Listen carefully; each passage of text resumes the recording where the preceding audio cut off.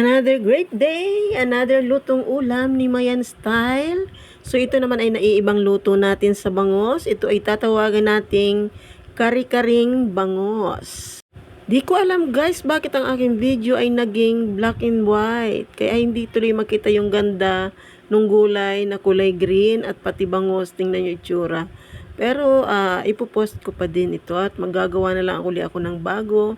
Kasi hindi ko na ito mauulit. Dahil ito ay nakain na.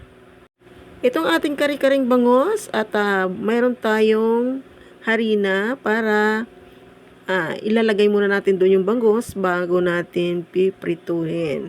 So madali lang na paggawa at pagluto ng kari-karing bangos. Lalagyan natin ng harina ang bangos. Ipapagulong muna natin.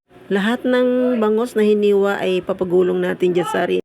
Habang pinapagulong natin yan at tayo nagpapainit na ng kawali para malagyan na ng mantika.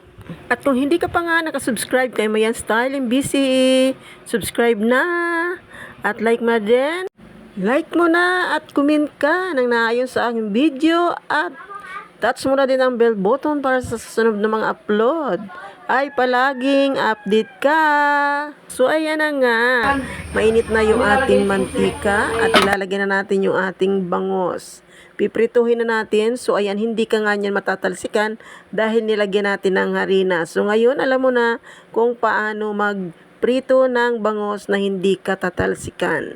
Baliktarin na natin yung ating bangos dahil luto na yung kabila. Yung kabila naman at para maiprito na yung iba, prituhin natin hanggang sa matapos bago natin iyan ay lutuin, igisang uli. Takpan natin para yung maliit na tilamsik ay hindi rin tayo tilamsikan. So ayan na nga, luto na atin ang ilalagay muna sa isang lalagyan na malinis para yung iba ay maprito na din. Prituhin natin hanggang sa maubos yung ating bangos. So bali, habang piniprito ko yan, ako'y nagpakulo ng tubig dahil papakuluan ko muna yung gulay para green na green siya.